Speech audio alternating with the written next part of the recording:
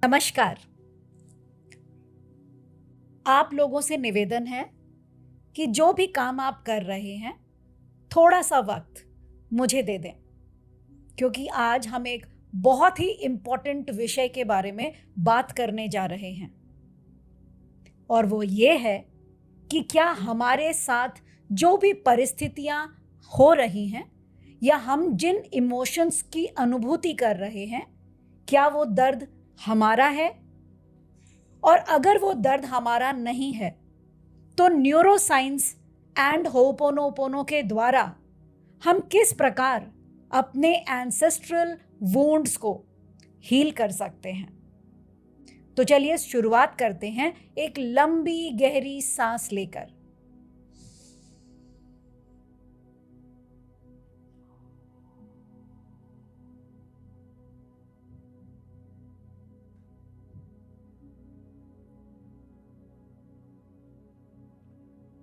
Relax. क्या आपके साथ कभी ऐसा होता है कि सुबह 3 बजे अचानक से आपकी नींद खुल जाती है, दिल अचानक से धड़कने लगता है, डर लगता है किसी के खोने का, बाहर सारे रिश्ते अच्छे हैं लेकिन फिर भी आपको रिश्तों के खोने का डर लगता है? या कभी आपको ऐसा लगता है कि आप सुरक्षित हैं जहां रह रहे हैं, मगर फिर भी असुरक्षित होने का डर आपको हमेशा ये सोचने पर मजबूर करती है कि मैं क्या करूं कि मैं सुरक्षित हो जाऊं, मैं सेफ कैसे रहूं। कभी ऐसे भी लगता है कि पैसे हैं मगर आप असुरक्षित हैं कि इतने सारे खर्चे मैं कैसे कर सकती हूं, मुझे ये खरीदना है, मैं कैसे खरीद सकती हूं। ये जितने भी डर आप महसूस कर रहे हैं, ये शायद आपका डर हो भी ना। ये सिर्फ आपका डर नहीं है, ये 7 पीढ़ियों का दर्द है जो आप अनकॉन्शियसली महसूस कर रहे हैं।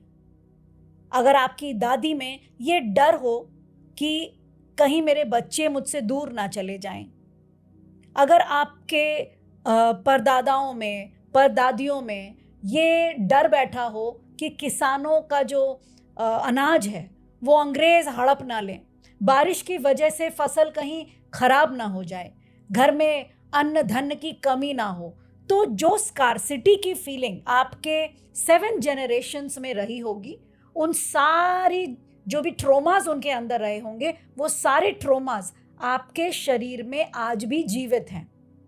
आपका आज का सिचुएशन उनके सिचुएशन से बहुत अच्छा हो, मगर आपका शरीर उसी ट्रॉमा को याद करके आज भी जी रहा है।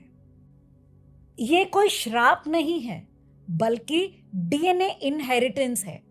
यानी हमारे डीएनए में वो सारी स्टोरीज आज भी मेमोरी में उसके बैठी हुई है जो 7 जनरेशन्स के आपके एंसेस्टर्स ने फील किया होगा। मगर इसे सुलझाना कोई रहस्यमय काम नहीं है। ये जैविक विरासत ही आपके जीवन को बदल कर रख देती है, और यही आपके जीवन में जो पैटर्न्स आप अट्रैक्ट कर रहे हैं उसका रहस्य है। नाउ योर एम्पैथेटिक नेचर, यानी आपकी संवेदनशीलता ही इसकी चाबी है, और आपकी जागरूकता ही इसका कोड। आपके अंदर वो सारी शक्तियां हैं कि आप अपने जेनरेशनल ट्रॉमा को हील कर सकें। तो आज का जो हमारा ये एपिसोड है, ये सिर्फ एक पीरियोडिक वीडियो नहीं है, ये एक बहुत ही पवित्र मेडिटेशन है, एक बहुत ही पवित्र अंडरस्टैंडिंग है।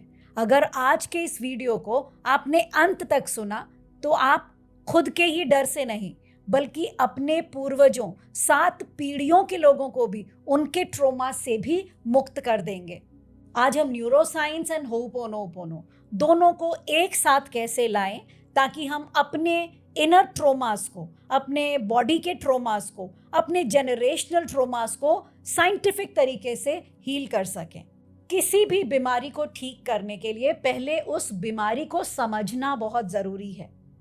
ठीक उसी प्रकार आपके अंदर के डर को आपके पैटर्न्स को समझने के लिए पहले हमें उसके मूल कारण को समझना होगा।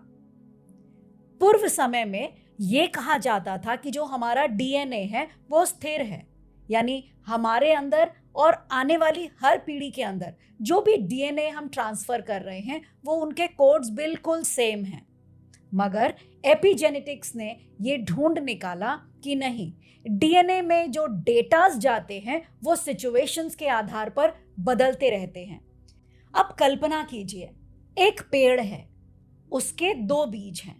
अब उस फलदार पेड़ के दोनों बीजों को हम अलग अलग जमीन पर रोपते हैं। एक ऐसी धरती जो बहुत उपजाऊ हो, सूर्य की मात्रा, जल की मात्रा, खाद्य पदार्थ की मात्रा पर्याप्त है, और वहीं दूसरे बीज को हम ऐसे जमीन पर रोपते हैं जहां पर बंजर भूमि है, सूर्य, पानी, मिनरल्स कुछ भी नहीं है, बहुत ही अपर्याप्त मात्रा में वहां पर आपको चीजें मिल रही हैं। जिस बीज को आपने उपजाऊ धरती पर लगाया है वहां का वृक्ष बहुत ही प्रॉपर तरीके से ग्रो कर रहा है, फ्रूट्स, लीव्स, वेजिटेबल्स, वहां उस वृक्ष पर सब कुछ लदे हुए हैं। लेकिन जिस बीज को हमने ऐसी धरती पर लगाया जहां स्कार्सिटी हो, तो वहां पे जो स्टेम्स, जो ब्रांचेस, जो लीव्स होंगे टेढ़े मेढ़े, सूखे, थोड़े, छोटे ऐसे बन जाएंगे, ऐसे नजर आएंगे। तो पेड़ तो एक ही था, बीज उसी से निकला, लेकिन उन दोनों बीजों को जब हम 2 अलग अलग परिस्थिति में उगाते हैं तो दोनों के रिजल्ट्स अलग होते हैं। इसी प्रकार हमारे डीएनए भी हैं। हमारे डीएनए में जो आउटकम्स आते हैं, जो हमारे सिचुएशंस एंड परिस्थितियां होती हैं, वो सिचुएशंस के आधार पर होती हैं। इसी को एपिजेनेटिक्स कहते हैं।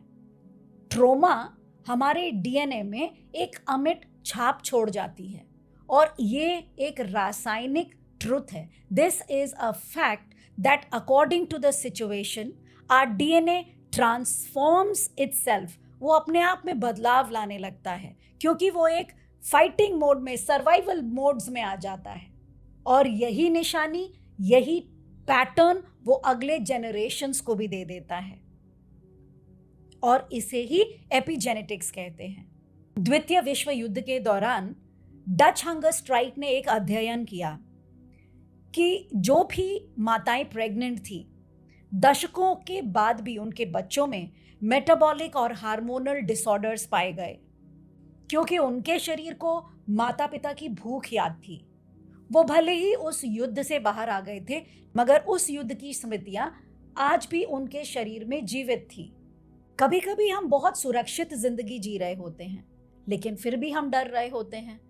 पैसों की कमी नहीं होती, लेकिन हमें ऐसा लगता है कि हम असुरक्षित हैं। हमारे रिश्ते भी अच्छे होते हैं, लेकिन असुरक्षा की भावना कि वो चला जाएगा, हमसे छूट जाएगा, हमसे बिछड़ जाएगा, हम उसी डर के साथ जी रहे होते हैं, क्योंकि कहीं ना कहीं हमारे पूर्वजों में असुरक्षा ही वास्तविकता थी। तो चलिए, आज हमने समझा कि एपिजेनेटिक्स होता क्या है, और हम इन ट्रोमास को 7 जनरेशन से कैरी कर रहे हैं। अब हम आगे बढ़ते हैं और जागरूकता के साथ समझते हैं कि आप किस प्रकार न्यूरोसाइंस एंड होपोनोपोनो के द्वारा इन समस्याओं को हील कर सकते हैं। क्या कभी ऐसा हुआ है कि आप किसी कमरे में एंटर किए हों और लोगों ने कहा हो कि तुम जैसे ही आती हो लोगों की एनर्जी सक कर लेती हो, किसी को कोई दुख होता है तो तुम दुखी होने लग जाती हो, तुमसे दूसरों का दुख देखा नहीं जाता, तुम हर बात दिल पर ले लेती हो। अगर आपसे कभी भी किसी ने ऐसा बोला हो तो समझ लीजिए कि आप बहुत संवेदनशील इंसान हैं। और हाँ, अगर आप संवेदनशील इंसान हैं तो आप एक एम्पैथ हैं, और एक एम्पैथेटिक इंसान ही लिनिएज हीलर बनता है। आप अपने पूरे परिवार को एक कंप्यूटर की तरह समझिए। अगर कंप्यूटर में बहुत सारा डेटा पर्टिकुलरली किसी एक ही ड्राइव में हो तो आपका कंप्यूटर हैंग होने लग जाता है। अगर वैसे ही आपका परिवार बहुत असंतुलित हो तो फिर जीवन आगे बढ़ नहीं सकता, जीवन असंतुलित हो जाता है। कहीं कोई गुस्सा कर रहा होता है, कोई मुंह फुलाकर बैठा होता है, कोई बातचीत नहीं कर रहा होता, किसी में ईर्ष्या हो रही होती है, कोई है जो बहुत बीमार है, कोई बहुत एडिक्टेड है, कोई अपने परिवार से तंग आ चुका है, रोज लड़ाइयाँ कर रहा है, कोई ऐसा है जो रिश्ते बनाना ही नहीं चाहता, कोई है जो कमाना ही नहीं चाहता। लेकिन उसी परिवार में आपका जन्म हो जाता है, एक ऐसे संवेदनशील आत्मा का जो लोगों के दर्द को पहचानता है, उनके ट्रोमास को इमीडिएटली अंडरस्टैंड करने लगता है, समझने लगता है। और वही होता है पैटर्न ब्रेकर, क्योंकि वो कहता है बस अब ये दर्द यहीं खत्म होगा।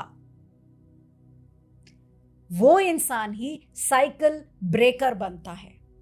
अब सवाल ये उठता है कि इस चक्र को तोड़ें कैसे। न्यूरोप्लास्टिसिटी कहती है कि हमारा दिमाग हर मिनट असंख्य थॉट्स को जन्म देता है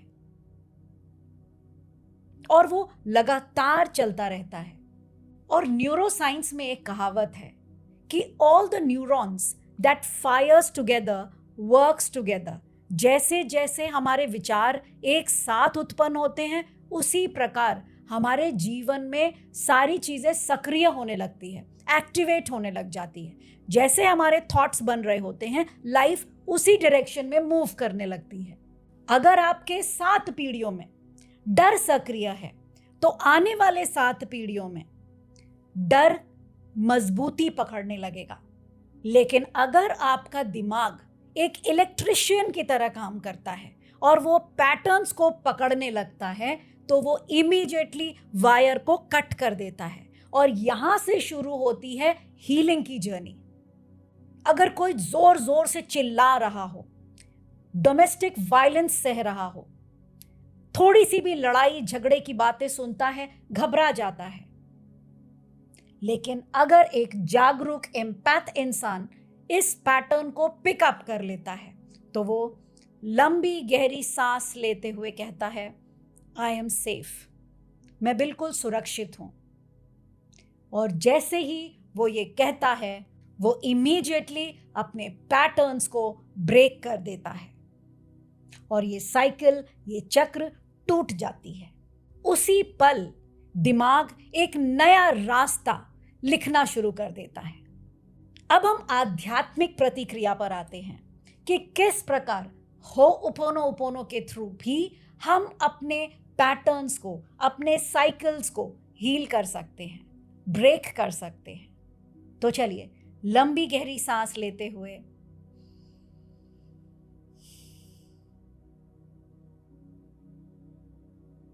अपने दिमाग, अपने शरीर, अपने थॉट्स को एकाग्र करते हैं और कल्पना करें कि आप एक विशाल शांत स्थान पर खड़े हैं। अपने पीछे देखें, वहां आपके पूर्वज खड़े हैं। पीढ़ियों की लंबी श्रृंखला। कुछ थके हुए हैं, कुछ दुखी हैं, कुछ बोझ से झुके हुए। उनके ऊर्जा के धागे आपके दिल से जुड़े हैं। अब आप अपने दिल पर ध्यान लाएं और धीरे धीरे कहें, I am sorry, I am sorry, I am sorry. मुझे माफ करें कि आपको इतना दर्द सहना पड़ा।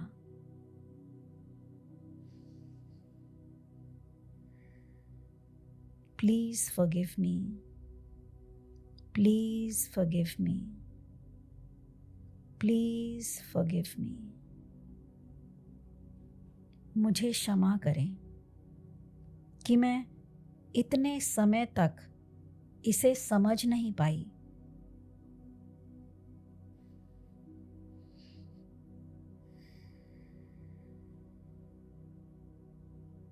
Thank you, thank you, thank you. जीवन देने के लिए धन्यवाद।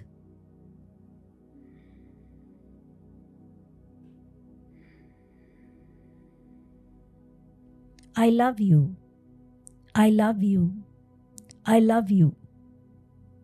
मैं आपसे प्रेम करती हूँ। प्रेम की रोशनी आपके दिल से निकलकर सभी पूर्वजों तक जा रही है। उनका बोझ हल्का हो रहा है। उनकी ऊर्जा बदल रही है। पुराने पैटर्न्स घुल रहे हैं।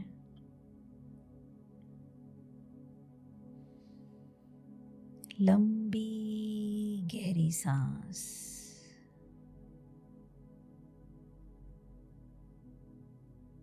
उन बदलती ऊर्जाओं का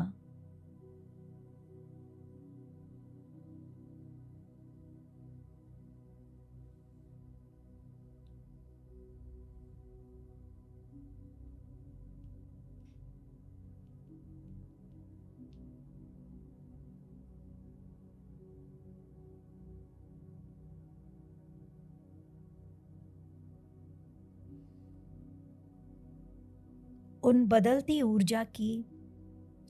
बदलती ऊर्जाओं की साक्षी बने।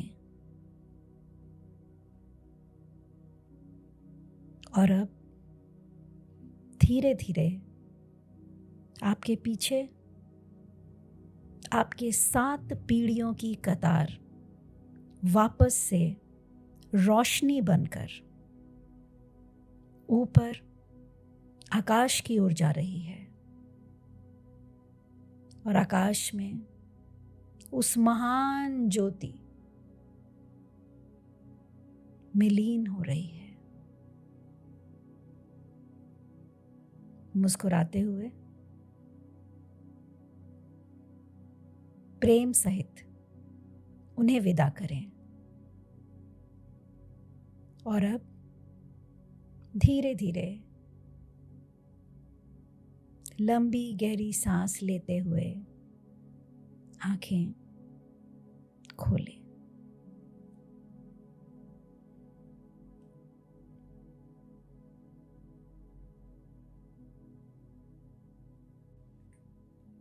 आज आपने बहुत गहरा काम किया है। आपने अपने पूर्वजों को उनके दर्द से रिहा किया है। और अब आप आने वाले पीढ़ियों की पूर्वज हैं। A cycle breaker, a person who actually is going to start a new cycle. आपके एम्पैथेटिक नेचर और आपकी संवेदनशीलता आपकी कमजोरी नहीं है। इसे ही तो आज की युग में सब ढूंढ रहे हैं। आपकी पीढ़ी तो इसी वक्त का इंतजार कर रही थी कि कब वो आत्मा आएगी और उन सबको मुक्त कर देगी। Ho'oponopono is the medicine. I am sorry. Please forgive me. Thank you and I love you. आपने 7 युग को मुक्त किया और आने वाले 7 पुश्तों के लिए पूर्वज बनी। हमेशा याद रखें, हो'oponopono जितना सरल है उतना ही रामबाण इलाज है। अपनी हर परिस्थिति को बदलने के लिए अगर आप चाहें तो विस्तृत रूप में इसका वर्कशॉप ज्वाइन करें। मेरे 40 डेज कंप्लीट ट्रांसफॉर्मेशनल जर्नी में, जिसमें मैं 3 महीने में आप लोगों को अलग अलग विषयों पर हो'oponopono को किस प्रकार यूज कर सकते हैं, कैसे इसके स्क्रिप्ट्स बनाए जाते हैं, जर्नलिंग की जाती है, ऐसे 40 मेडिटेशंस और अलग अलग विषयों पर हम अध्ययन करेंगे। तो अगर आप मेरे साथ जुड़ना चाहते हैं तो अपने कमेंट्स में भी लिखें और डिस्क्रिप्शन पे जाकर हमारे टीम के साथ संपर्क करें। आज आप अपने हर सांस के साथ अपना DNA चेंज कर रहे हैं। धन्यवाद।